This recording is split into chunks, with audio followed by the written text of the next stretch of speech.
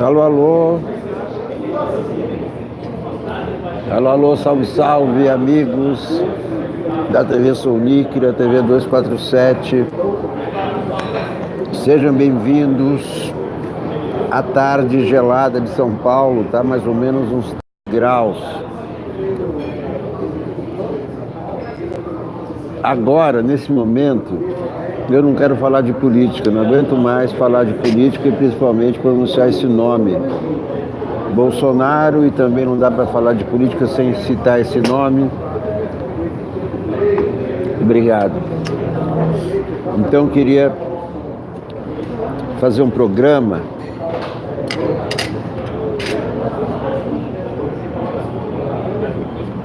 com histórias do Vinícius Frank Moraes de Paiva, Rio de Janeiro. Então, conta uma história do Vinícius. Hidrolândia, Caatinga, 26 graus, Salomão Cavalcante, aqui 13, mais ou menos 13 graus e temperatura caindo. Estou de cachecol, casaco e tudo mais. Há alguns anos eu escrevi um livro no qual Marcos Santos, o Rio de Janeiro continua lindo, no qual os amigos do Vinícius de Moraes contam histórias que viveram com ele. Grandes amigos, as mulheres, amantes, namoradas, parceiros.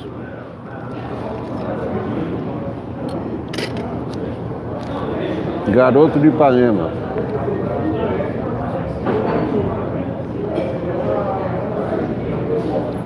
Esse é o livro, esgotado. Depois tem uma outra edição, com outro nome, nos 100 anos do Vinícius.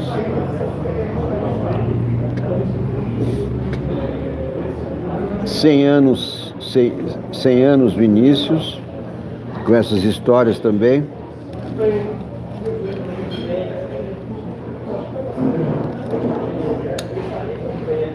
Se vocês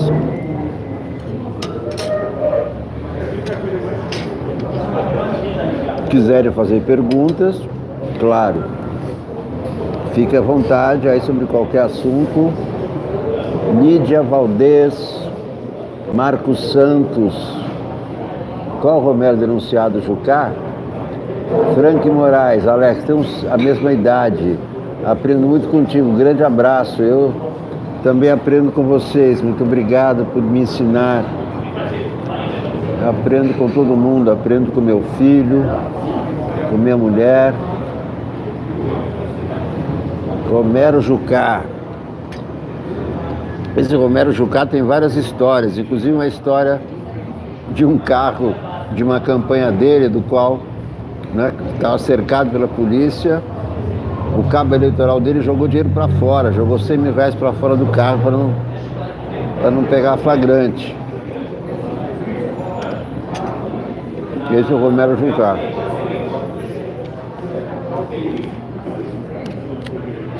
Mas nem todos são assim. Nada dá para generalizar. Todos os políticos são ladrões, todos os políticos, todos, não dá. Toda generalização erra, leva a equívoco. Né? Valéria Valadão. Então não dá para generalizar. Romero Jucá, aliás, Romero Jucá é o autor daquela frase, com o Supremo com tudo. Aí muita gente entendeu aquilo literalmente, como se ele tivesse comprado o Supremo. Né? Aí a toda hora eu vejo gente falando assim, tá vendo? Com o Supremo com tudo, com o Supremo com tudo. É outra generalização. Não tem nada de Supremo com tudo. Supremo só se for Supremo de frango.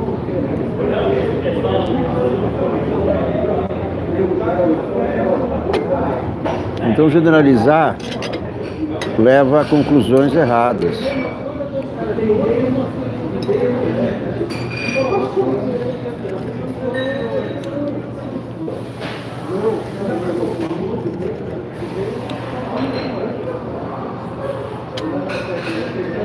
Mas ontem,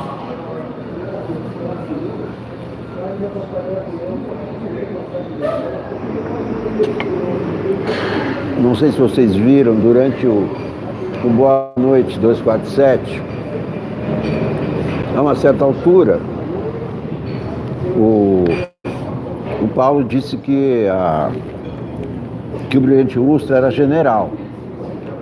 E eu disse, não, mas o Brilhante Ustra nunca foi general, foi coronel. E ele insistiu.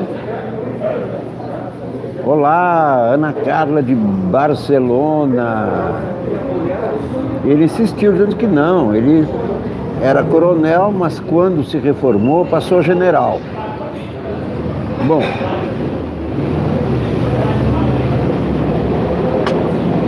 na dúvida, eu fiquei quieto. Então, muita gente entendeu que o cara foi general, mas não foi, não. Fiz uma rápida pesquisa.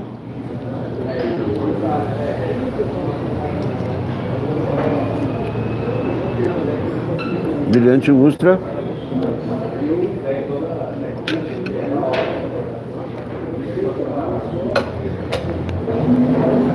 morreu coronel reformado e não general reformado. Aliás,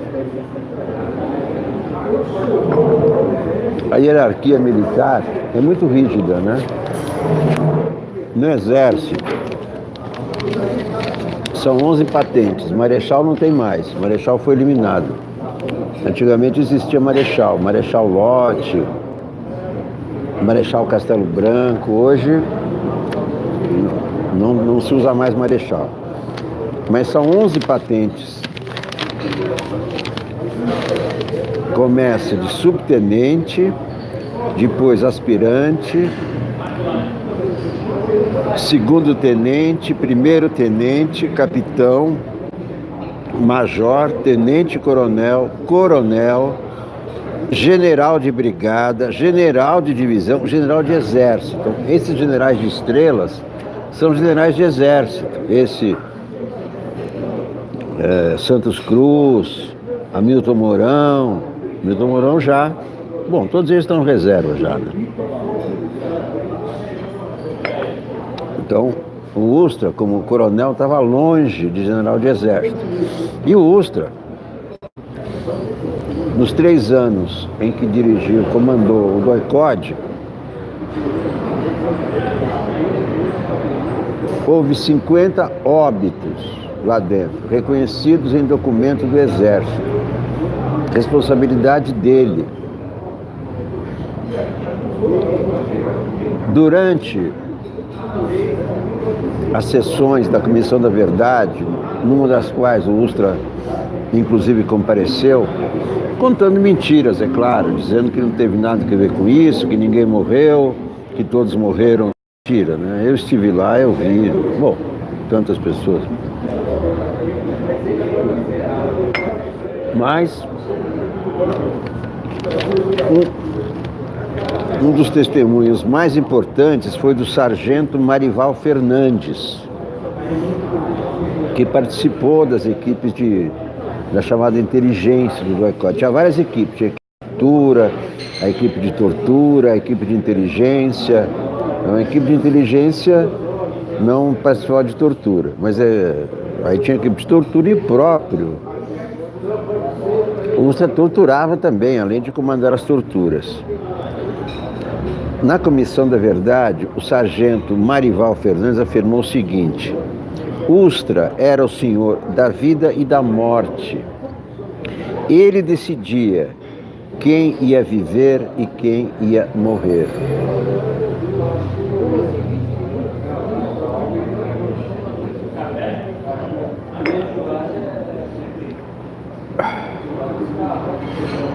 Ele foi o único oficial condenado como torturador, conhecido também como Dr. Tibiriçá. Em 2008, o juiz Gustavo Santini Teodoro, da 23ª Vara Cível de São Paulo, reconheceu o coronel Carlos Alberto Brilhante Ustra como torturador. Apenas isso. Não foi preso,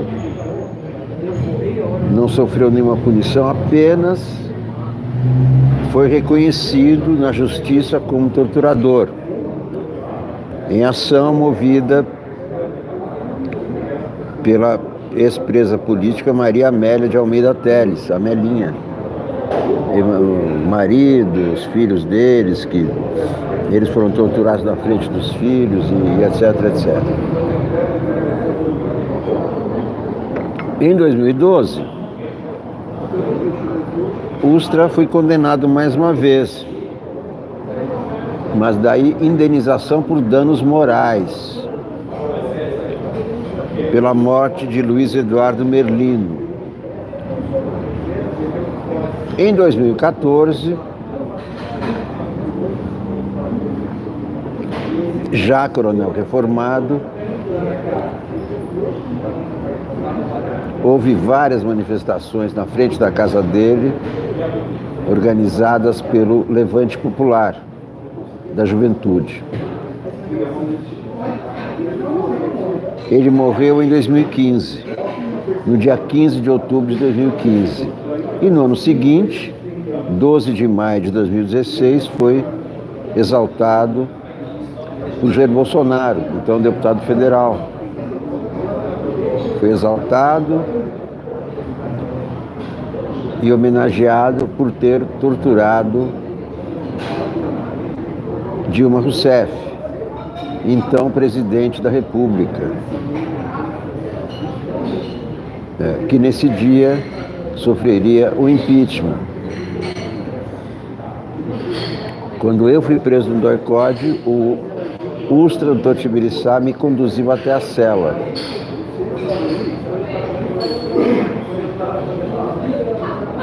Sul da Bahia, 31 graus, salve, salve o sul da Bahia. Bom, vou terminar meu café.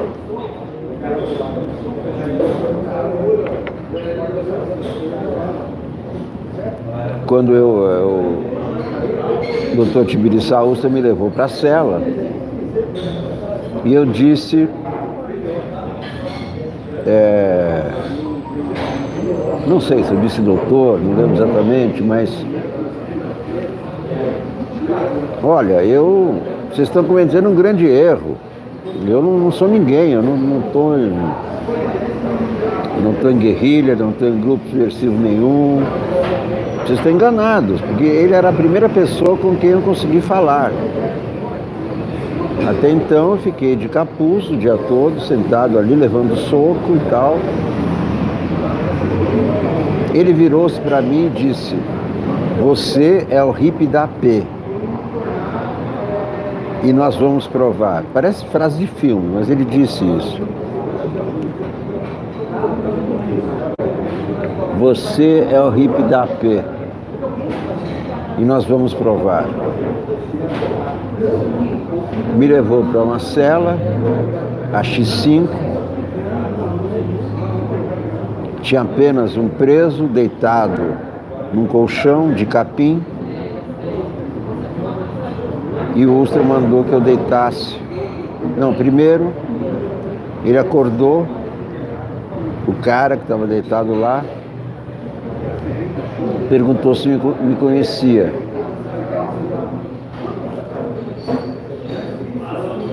Exatamente, eu parecia um hippie, porque eu tinha um cabelão, tinha barba, eu parecia o Guevara. Ele perguntou ao rapaz que estava deitado ali se me conhecia. Ele disse que não, olhou para mim e disse que não.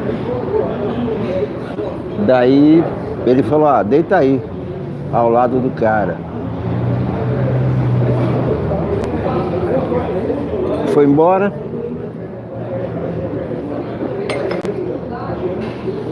Eu deitei no mesmo colchão. Eu estava de pijama, fui preso de pijama.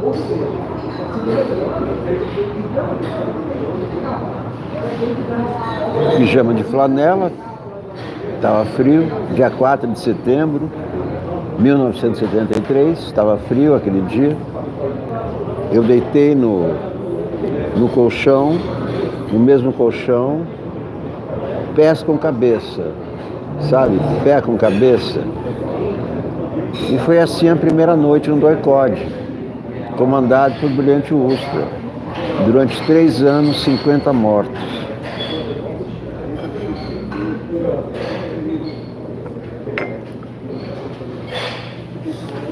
Mas vamos falar de Vinícius, o garoto de Ipanema. Garoto de Ipanema.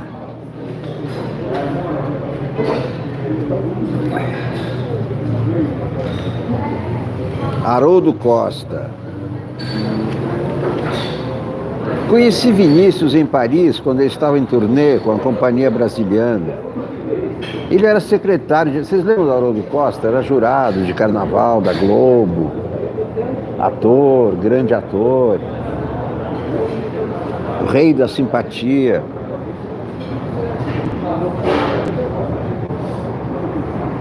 Ele fez o Orfeu, que foi um acontecimento no Rio de Janeiro.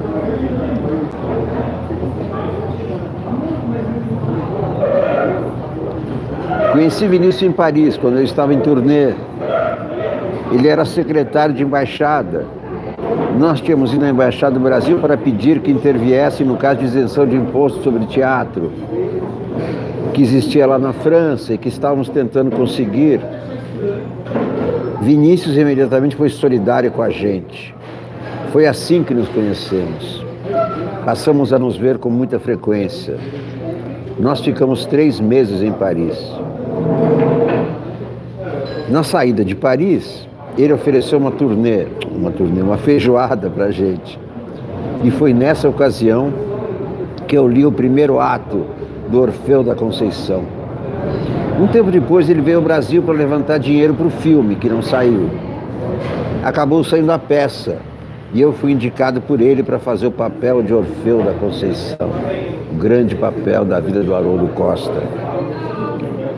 Essa montagem foi super legal, porque juntou uma porção de gente de áreas diferentes e deflagrou uma série de acontecimentos. Vejam o que foi esse espetáculo. O cenário, por exemplo, era do Oscar Niemeyer. Talvez o único cenário do Oscar Niemeyer, que até então nunca tinha feito um cenário de teatro. Toda a parte visual, toda a parte plástica do espetáculo ficou a cargo do Carlos Clear, um artista plástico premiadíssimo no Brasil, no mundo. E estabeleceu-se a parceria Tom e Vinícius, músicas de Tom e Vinícius. Nós ficamos 4 ou 5 dias no Municipal, Orfeu da Conceição. Depois, mais um mês no Teatro República. A reação do público foi muito boa, porque o texto da peça é lindo. É uma coisa imbatível até hoje. Quando o pano se abria e mostrava o palco, o pessoal já aplaudia, porque o cenário do Oscar Niemeyer era uma beleza. A orquestra era a Sinfônica Municipal, regida pelo Léo Perac, porque o Tom, segundo ele mesmo, ficou com medo de reger. Era o próprio Tom que ficava ao piano e o Luiz Bonfá tocava o violão, que eu fingia dedilhar em cena. E aqui tem o depoimento do Niemeyer sobre o Vinícius.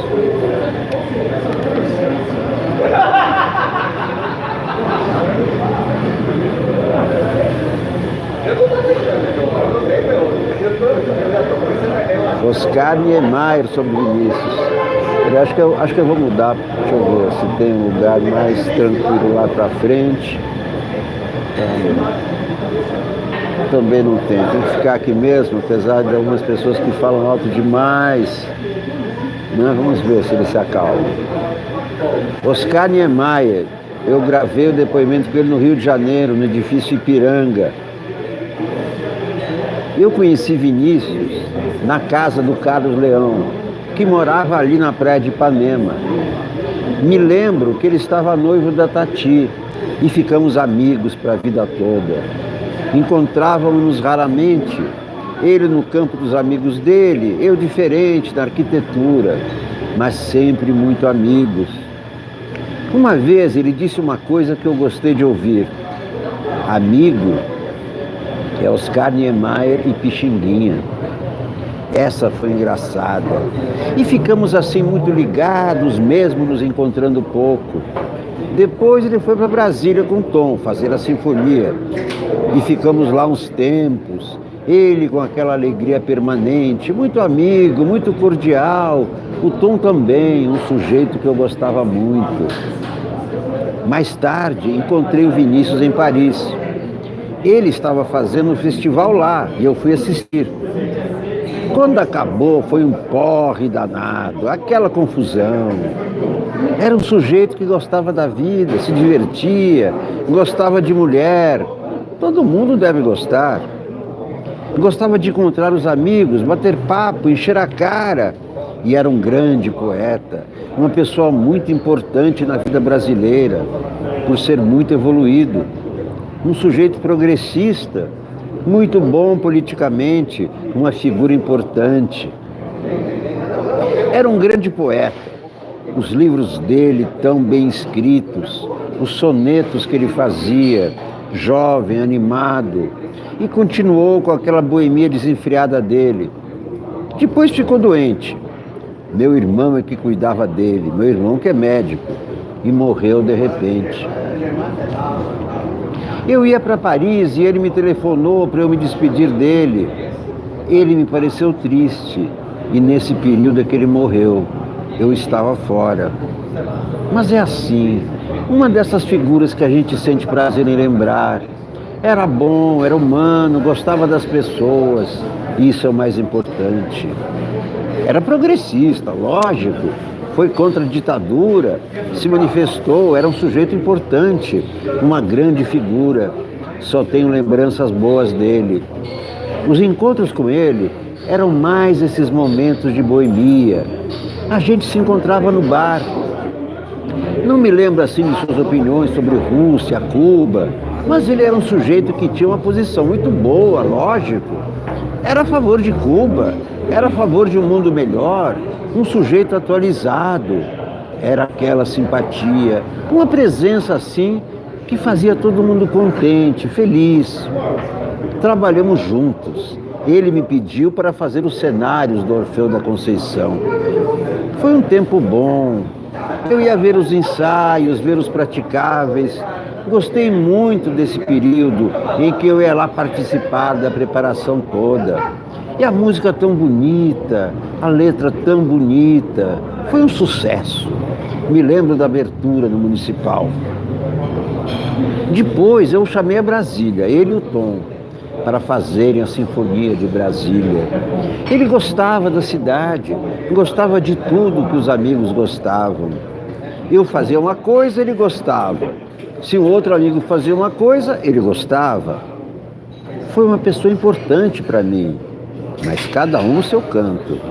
Eu sou uma pessoa sem nada de muito especial. Sou arquiteto, trabalhei na profissão. Acho que a vida é mais importante que a arquitetura. Não gosto de ler sobre arquitetura, faço meu trabalho. É a minha intuição que eu respeito. Não quero saber a opinião dos outros. Acho que cada arquiteto deve ter o seu trabalho. Eu tenho o meu. Não critico colegas. Faço o que gosto. A vida é que é fundamental. Procuro viver bem. Sou um ser humano como outro qualquer, sem nenhuma importância. A vida para mim é um sopro, é um minuto. Não dá nem para pensar quase. Eu tenho tido aulas de filosofia, é verdade. O que me interessa mais é o pessimismo. Schopenhauer, Nietzsche. Com eles a gente sente que o ser humano é pequenininho, sem importância. Nada é importante. A vida é um sopro. Isso me faz viver mais tranquilo, achando que a gente está aqui de passagem, rapidamente. Não há razão para discussão, para muita briga, não. Eu vejo todo mundo dentro desse perfil. Todo mundo tem um lado bom. Então, me preparo para criticar o menos possível. Critico o que tem de ruim, mas não personalizo. A mulher é o principal. Eu concordo com aquela frase do Vinícius: as feias que me desculpem, mas beleza é fundamental. Lógico, é o principal. O principal não, mas é importante a gente gostar das coisas que dão prazer. Ele dizia que mulher é fundamental também. Tinha lá os casos dele, com muito prazer, muita devoção. Eu gostava muito dele. Ele faz falta.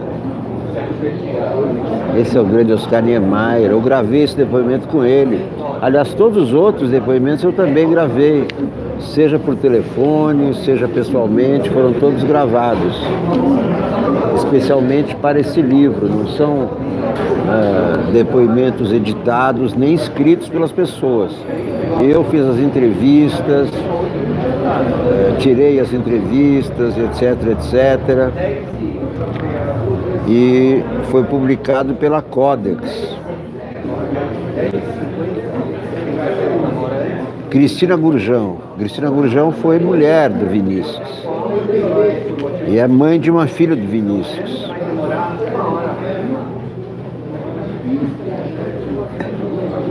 Conheci o Vinícius no final de 55, começo de 56, no ano do Orfeu. Orfeu é o elo de todos os depoimentos, porque foi o grande momento da vida do Vinícius, e do Rio de Janeiro, e do Brasil, o grande momento cultural do Brasil, o grande momento cultural do Rio de Janeiro, Orfeu da Conceição. Conheci o Vinícius no final de 55, começo de 56, o ano do Orfeu. Está aqui o livro, ó. Garoto de Ipanema, editora Codex. Ele está esgotado, mas talvez tenha na estante literária, algum outro sebo. As histórias são ótimas. Sorteio esse livro como no nocaute, superchat acima de R$10. Opa! Vamos lá, vamos nessa. Agora sim, de improviso. Como é que faz o Fernando? Superchat acima de R$10 concorre ao sorteio. E como é que é o sorteio? Autógrafo, claro. Como é que faz o nocaute? Me ensina aí. Como é que é o sorteio? Sorteio rifa. Superchat acima de 10. E como é que é o sorteio? Escreva o nome, tira os papeizinhos e sorteio um, é isso? Vocês querem agora? Mas peraí, eu preciso primeiro... Eu vou comprar então um exemplar e aí eu faço a rifa, porque eu só tenho esse, acho que eu só tenho esse. E a capa tá meio já estragadinha, mas é uma boa ideia, sim. É uma boa ideia fazer uma rifa, né? Acima de R$10, superchat acima de 10 leva o livro. Agora acenderam as luzes aqui na padaria. A estrela d'alva. Puxa, não tenho cartão de crédito. Como posso participar? Queria muito. Então, Júlio César. Pois é, então, tá vendo? Esse que é o negócio. O sistema do YouTube é esse aí, né? Faz um sorteio por semana com seus livros. Boa. Wilkes Diegues, boa. Legal, vou fazer isso. Tenho vários livros. Livros com Paulo Caruso. Eu tenho uns 13. Eu tenho um livro que ainda não foi publicado. Chama-se Dragonfly. Rifa esse e compra um novo para você, porque ele já veio pelo autor. Vocês querem esse mesmo? Agora, nesse momento, mas tem gente disposta aí. Mas e o Júlio César, que propôs e que não pode participar do superchat? Catarse mais superchat, opa! Catarse mais superchat, só que o Catarse acho que não aparece aqui na minha tela, né? O Catarse me vem um relatório. Deixa para amanhã. Júlio César está pedindo para deixar para amanhã. Tá bom, vamos fazer amanhã então, a pedido do Júlio César, porque a ideia foi dele, né? Então, em respeito à ideia do Júlio César, amanhã vamos fazer a rifa do... Ah, você pode participar do Catar, mas como é que você faz um sorteio por semana, isso, vamos organizar isso, boa, muito obrigado, tá vendo como é bom a gente conversar, vocês já me deram uma bela ideia, que é bom para vocês e tal, para mim é legal, porque ótimo, muito bom. Amanhã vamos fazer então, tá combinado, tá? Amanhã é o dia da rifa. Bom, mas eu estava aqui na Cristina Gurjão, que é a mãe da Maria, filha do Vinícius com ela. E eles se casaram no trem de prata, naquele Expresso Rio-São Paulo, que eu também frequentei muitas vezes com minhas namoradas. Claro, uma de cada vez, né? Sem exagero, sem bacanais, nada de bacanais. Namoradas, digo, uma de cada vez, uma no mês, a outra no outro ano e tal, né? Nenhum. Bem, então, Cristina Gurjão conheceu o Vinícius no final de 55 e 56, o ano do Orfeu. Porque eu era muito amiga do Ronaldo Boscoli, irmão de Lila. Fui criada feito irmã dele. Um dia ele me disse: meu cunhado está chegando de Paris com a minha irmã, você vai conhecer. Vinícius era casado com a irmã do amigão dela, da Cristina. Evidentemente, eu já o conhecia de nome, gostava de poesia, parará. Ele chegou com Lila. Eles alugaram um andar térreo de uma casa de 2 andares na Henrique Dumont. Foi ali que eu conheci o Vinícius. Na mesma época em que o tal egípcio maluco resolveu financiar o Orfeu da Conceição. Ele se chamava Raymond. Era um homem até charmoso, um moreno simpático, que falava francês. E tinha um irmão chamado César, que era feio como um cão. Com a história do Orfeu, ele conheceu o Tom. Eu ia fazer 18 anos, cursava o clássico e vi quando o Tom chegou na casa do Vinícius. Eu tinha ido lá para fazer alguma coisa. Na verdade, eu vivia nessa casa, ia lá todos os dias e tive o privilégio sublime de presenciar tudo isso. A casa não tinha chave, era uma casa muito engraçada. Não tinha teto, não tinha nada. A casa não tinha chave. Quem quisesse entrava e saía. Vejam como era o Rio de Janeiro nos anos 50. Casa sem chave. Quem entrava e saía. O Tom chegou com o acetato do disco e botou para tocar numa vitrolinha pequenininha que o Vinícius tinha e que ficava ali no chão. Parecia uma máquina de escrever manual. Vinícius não tinha dinheiro, não. Aliás, nunca teve. Morreu sem deixar grandes coisas, a não ser a obra. Então, o Tom botou o acetato do disco do Orfeu para tocar. Manhã tão bonita, manhã. Naquela vitrolinha. A Lila estava dormindo.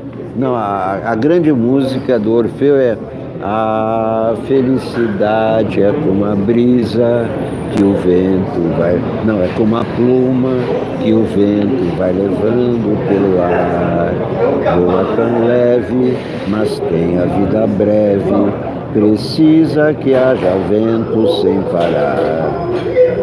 A felicidade, tararara, da minha é como essa noite passando. E também, se todos fossem iguais a você, que maravilha viver.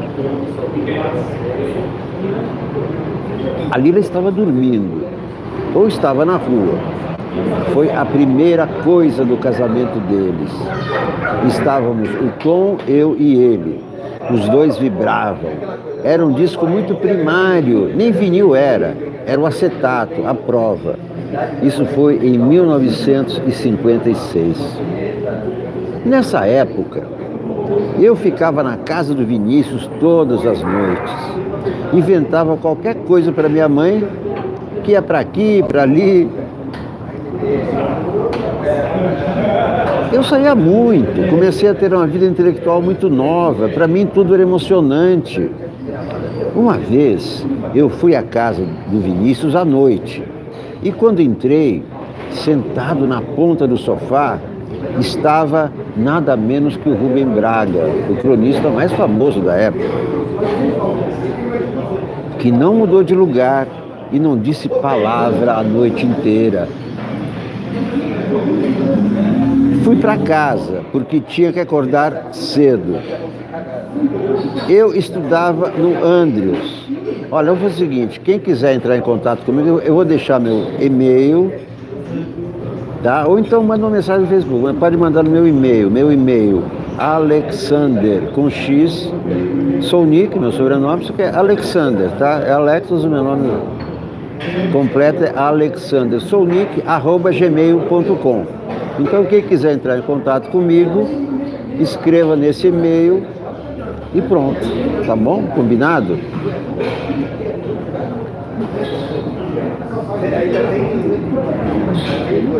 Fui para casa porque tinha que acordar cedo.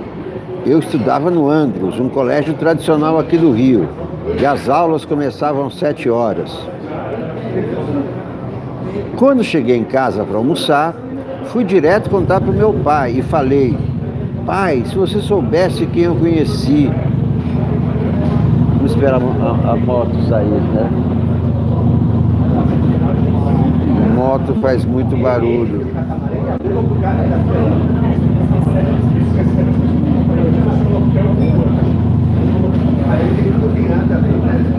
Um minuto de silêncio em respeito ao barulho da moto, porque é impossível concorrer com esse barulho.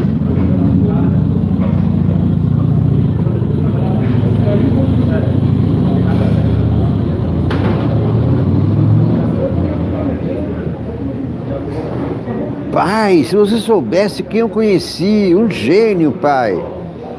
Sabe aquele escritor que eu gosto de ler e que você também gosta, o Rubem Braga? Sei, Maria Cristina. Papai, ele é um gênio, ele nem fala. E papai, provavelmente estava embriagado. Logo depois, o Vinícius me chamou para trabalhar no Orfeu. Um rapaz que nós chamávamos de mexicano. Uma pessoa muito doce, que veio a ser o Chico Feitosa, autor de Fim de Noite. Não me lembro agora o Fim de Noite. Ele era uma espécie de secretário do Vinícius. Ninguém ali recebia nada, ninguém pagava nada, não tinha dinheiro para nada, todo mundo era duro. Eu fiquei de vender o livro do Orfeu, uma edição de luxo, de capa preta, com as folhas soltas. Tinha uma lista de pessoas que eu devia visitar. Entre eles estava o Jorginho Guinle. Fui procurá-lo. O Jorginho Guinle não quis comprar, falei depois para o Vinícius, que comentou: ele sempre foi meio pão duro. E aí também tem o depoimento do Jorginho Guinle, pouco antes dele morrer. O Jorginho Guinle contando a sua amizade com o Vinícius. Eu não falei nada a ele respeito de pandurismo e tudo, ele já estava no fim da vida, hospedado no Copacabana Palace, já desenganado. Então não toquei nesse assunto do Orfeu, do Pão Duro, mas eu vou mostrar para vocês as histórias do Jorginho Guinle. Um dos homens mais ricos do Brasil naquela época, né? Na época do Orfeu ele era. Depois, quando eu entrevistei, tinha perdido toda a grana, vivia de caridade dos amigos, porque ele nunca trabalhou. A família foi dona do Porto de Santos, das docas, imagina a grana. Parque Guinle, no Rio de Janeiro. Olha aqui. Cadê o Jorginho Guinle? Vamos aqui no índice. Jorginho Guinle, página 17. Ele fala de Vinícius em Hollywood.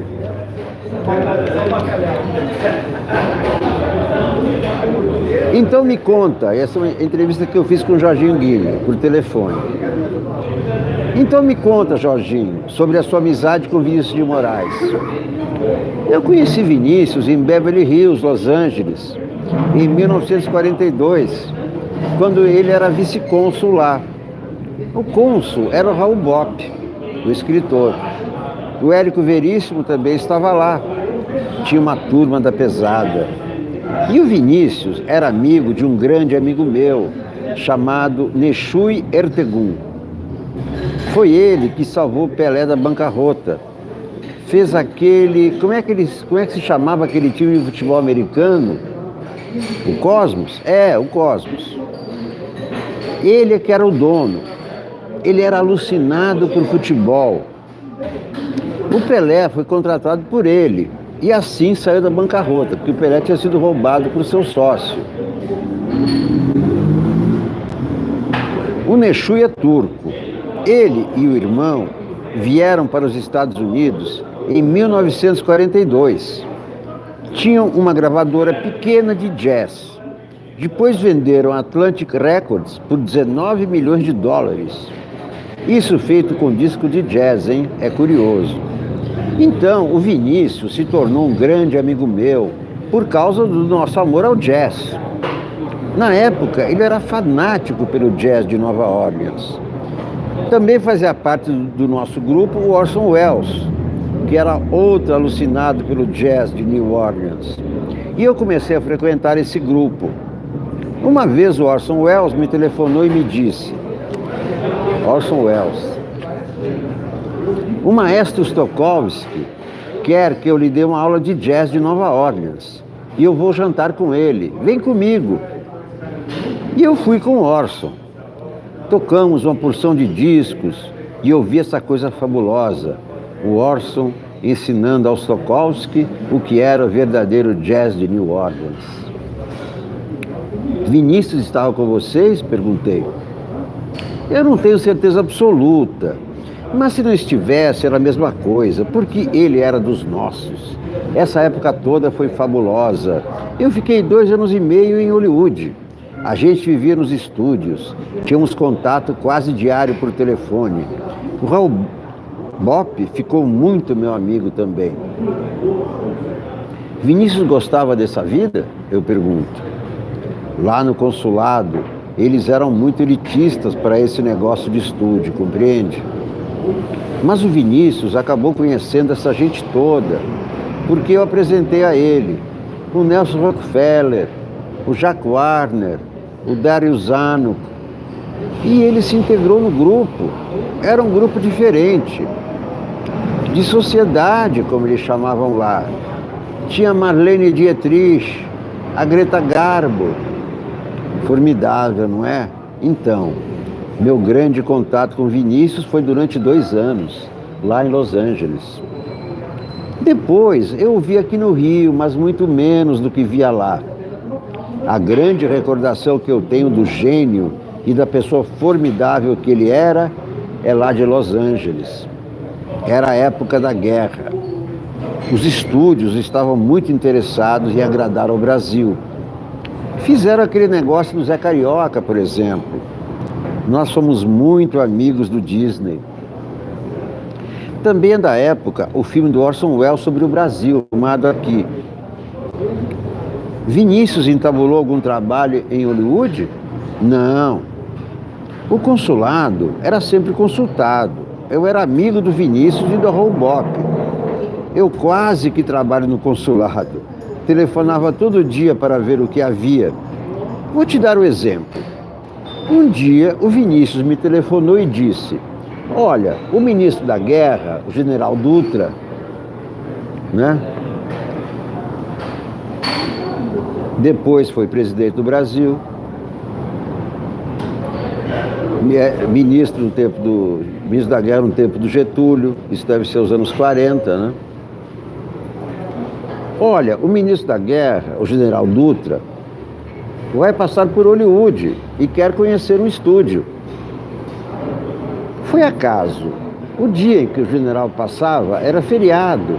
Ih, meu Deus, ninguém vai estar filmando coisa nenhuma. Tive uma sorte danada. Estavam filmando a Canção de Bernadette na 20th Century Fox. Foi uma fita muito famosa. Em 42, tá aí, 42. Levei o Dutra ao estúdio. Estavam filmando realmente, com uma atriz chamada Jennifer Jones. Nós chegamos na pausa da filmagem e as freiras, entre aspas, estavam todas fumando. Faziam de freiras. Bernadette era uma freira.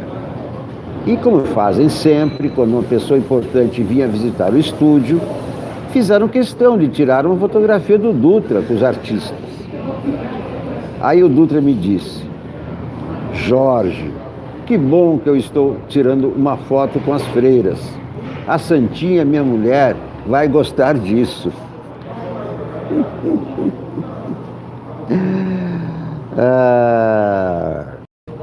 O Vinícius também estava lá comigo nessa reunião, representando o consulado. Vinícius recitava as poesias dele? Não se falava em poesia. Falava-se em jazz e cinema. Ele era casado na época? Não, solteiríssimo. Então vivia nas festas junto com você? Vivia.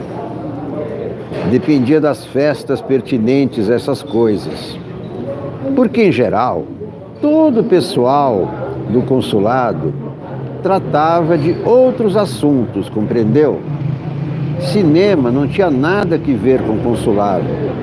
Só quando se referia a coisas da América do Sul, como Disney. Eu vi toda aquela história de saludos, de política da boa vizinhança entre Brasil e Estados Unidos. Tivemos aquele filme do Orson, que não passou, que nunca foi feito. Como é que se chamava? It's All True. Isso, It's All True.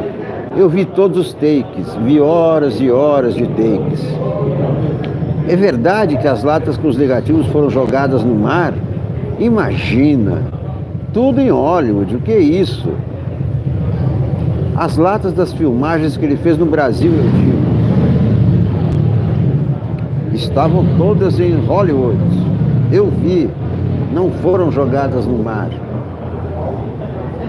Aí eu digo, tem um filme do Rogério Ganzella chamado Sob o Signo do Caos, em que ele diz que as latas com os negativos do Orson foram jogadas ao mar, pelo DIP. Imagina! Bom, eu não posso, se ele diz que foi, pode ser, mas eu duvido. O DIP, ao contrário, ajudava tudo isso, ajudava todo mundo. Foi o DIP que me mandou para Hollywood. Eu fazia parte do DIP junto com esse Coordinator of American Affairs, do Nelson Rockefeller. Olha só, Jorginho Guille, multimilionário, que nunca trabalhou na vida, trabalhou para o DIP, Departamento de Imprensa e Propaganda, do Getúlio Vargas, o equivalente ao Ministério da Propaganda de Hitler na Alemanha nazista.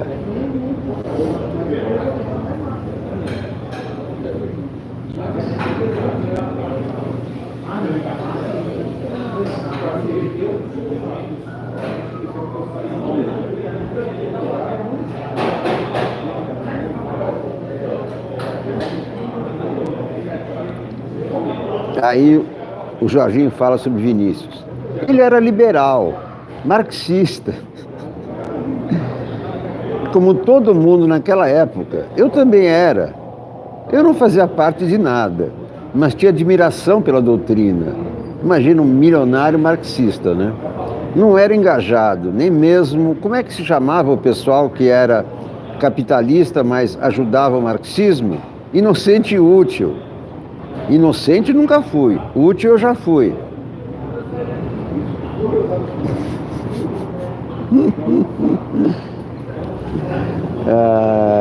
Esse é o Jorginho, uma entrevista longa com o Jorginho.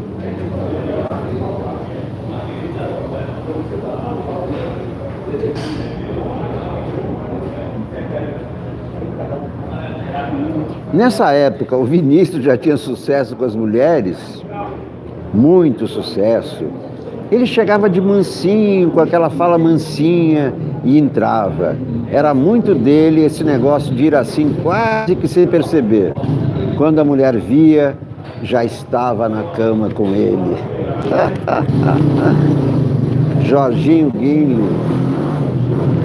Vamos ver aqui uma mulher que esteve na cama com Vinícius, além da Cristina Gurjão. Para a Cristina que ele fez aquela música, pela luz dos olhos, tanto, preciso me casar. Essa é difícil de cantar, não sei cantar. Pela luz dos olhos teus, dos olhos meus, meus olhos precisam se casar, algo assim, né? E o Vinícius deixou para a Cristina Gurjão uma carta testamento. Ele pensou que ia morrer, teve um treco, pensou que ia morrer e escreveu uma carta testamento, escreveu numa lauda de jornal.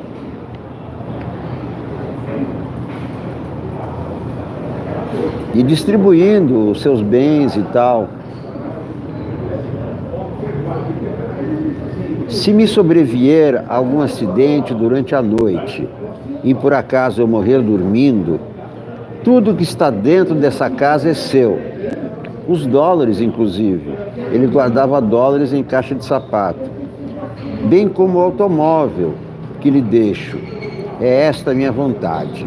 E se alguém se interpuser, maldito seja, pois não considero nem irmão, nem filho.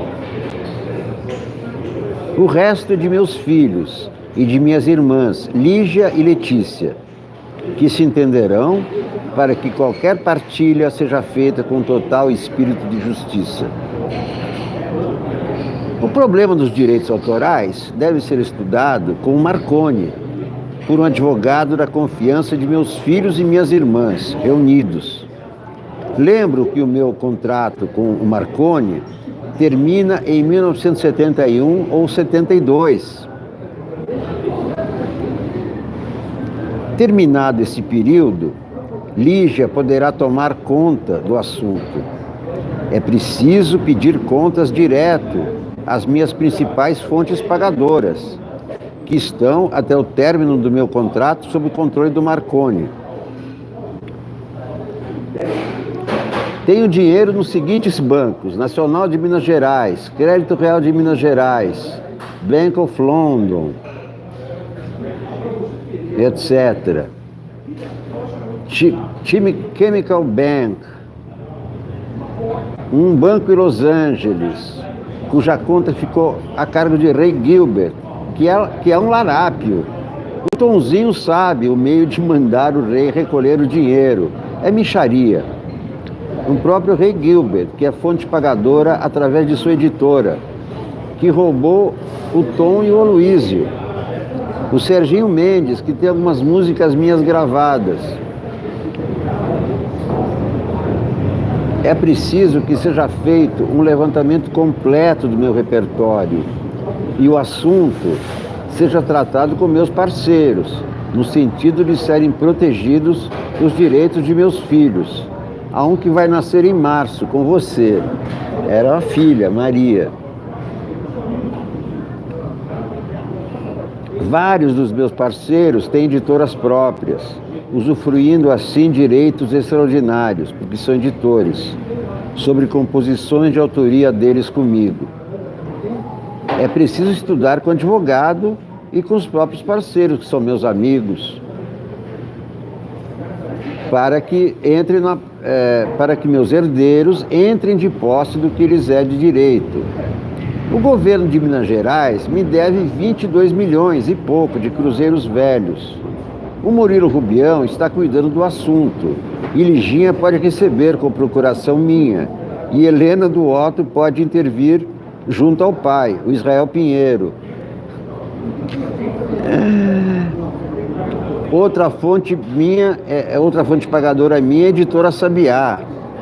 Em Buenos Aires tenho Para uma Menina com uma Flor, publicado por uma editora, De La Flor. Em Portugal tem o disco da Amália, o disco de poesias, a regravação do meu disco de poesias feito pelo Irineu, o livro de poesia chamado Poeta Apresenta o Poeta. Você, Cristininha, pode escrever ao Antônio sobre isso. Parte desse dinheiro é dele, o resto ele pode mandar para você. Na Itália, há os direitos autorais sobre o meu disco que vai sair produzido pelo Bartotti. O Chico pode escrever para ele. Bom, é claro que nesse dia o Vinícius não morreu, né? Ele viveu muito mais tempo, morreu jovem, aos 66 anos.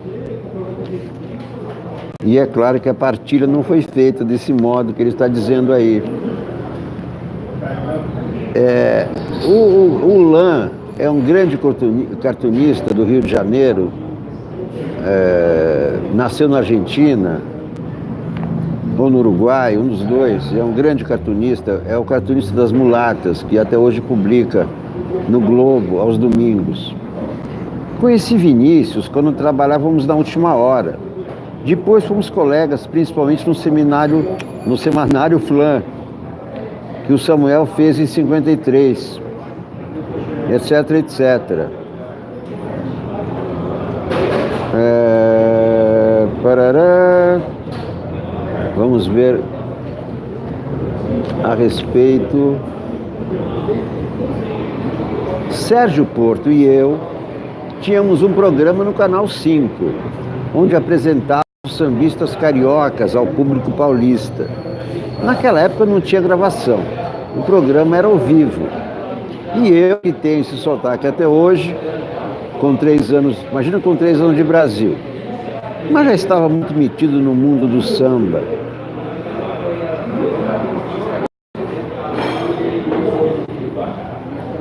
Tararã, cadê o Vinícius? Bom, aí ele conta uma noitada com o Sérgio Porto, Stanislau Ponte Preta. E lá fui eu para o Quitandinha, e também com o Vinícius, né? Então, quando eu voltei do Bahia, o Vinícius me falou: Lan, vamos embora, vamos até o Quitandinha pegar umas mulatas. E lá fui eu para o Quitandinha, uma boate de mulatas com o Vinícius. Naquela época, não tinha as facilidades que tem hoje, motéis, etc. Fomos expulsos não sei de quantos hotéis, nós com as mulatas. E no hotel da Avenida 9 de Julho, já eram 9 da manhã, não quiseram nos hospedar. Então o Vinícius subiu, estava de porre, em cima de uma plataforma e fez um discurso contra o preconceito racial. Tive que pegá-lo pelo braço e tirar de lá. Acompanhamos as mulatas até em casa e fomos para o Hotel Comodoro, que era a nossa sede. Chegamos ao Hotel Comodoro, ele foi para o quarto dele e eu para o meu. Logo depois me chamaram na portaria. Senhor Lan, a mulher do Vinícius está aí perguntando por ele. Mas o Vinícius disse que para todos os efeitos não estava para ninguém. O que eu faço? Eu disse que o senhor estava no hotel e ela quer falar com o senhor. Eu desci. Era a Lila, a irmã do Ronaldo Bosco, aquela da história da Cristininha Gurjão. Ela disse: cadê o Vinícius? E eu: Vinícius? Ele está aqui. Não vi o Vinícius. Deixa de ser mentiroso. Cheguei a jurar: o Vinícius não está aqui não. Até que ela foi embora. Muitos anos depois, em Paris, me encontrei com ela.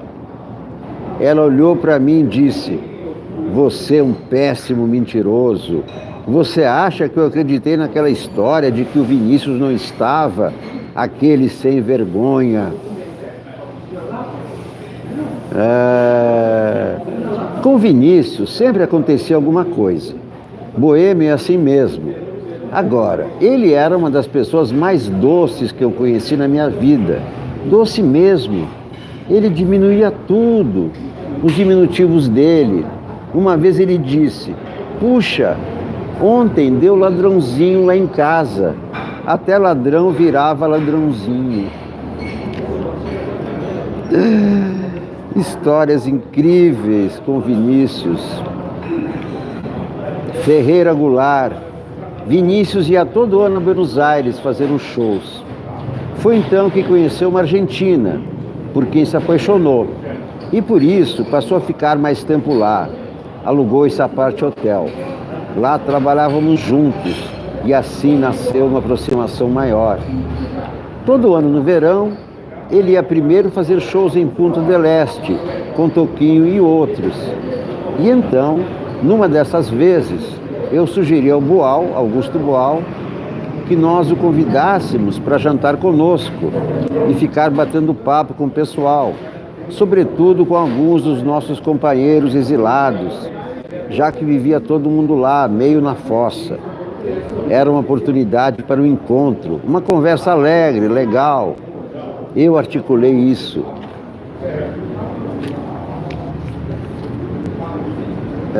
Então ele foi jantar na casa do Boal, e nesse jantar o Boal comentou que eu tinha escrito um poema muito longo, mas que eu não queria mostrar a ninguém.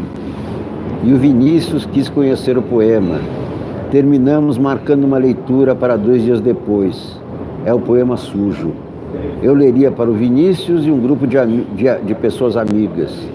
Depois dessa leitura, ele pediu para gravar o poema com minha própria voz, porque queria trazê-lo para o Brasil. Ele providenciou a gravação. Eu gravei o poema e ele o trouxe para cá.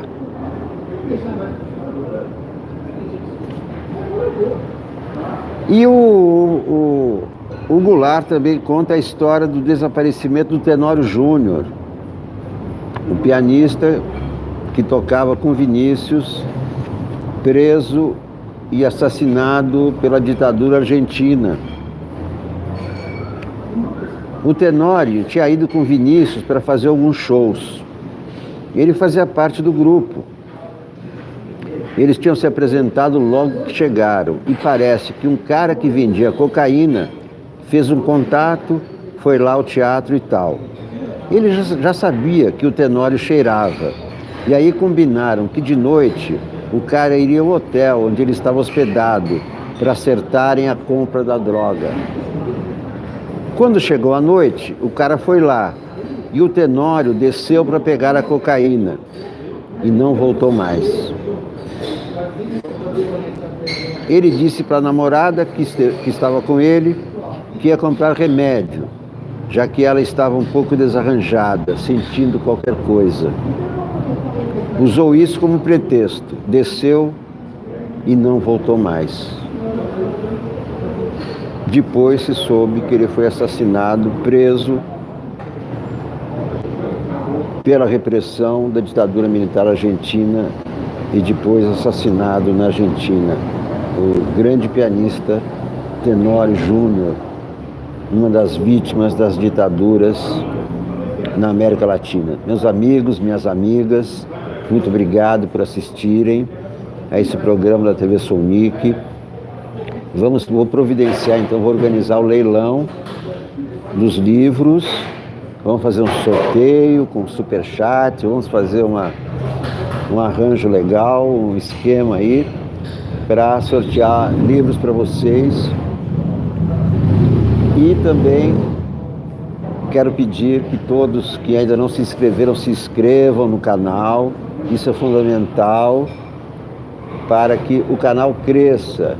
E o canal só cresce quando as pessoas se inscrevem. Essa é a única forma de crescer. Não adianta investir milhões de dólares no canal que não resolve. O que resolve é que as pessoas se inscrevam, depois assistam, e assim é que o YouTube retribui pagando. E também, claro, temos o Superchat, temos também o projeto Catarse para as contribuições voluntárias de quem quiser fazer isso. Agradeço a todos, eu sempre faço apresentações ao vivo, várias vezes ao dia, não sei exatamente quantas, mas pelo menos 2. Esta é a segunda de hoje. Talvez faça uma terceira ainda à noite, se não, nos veremos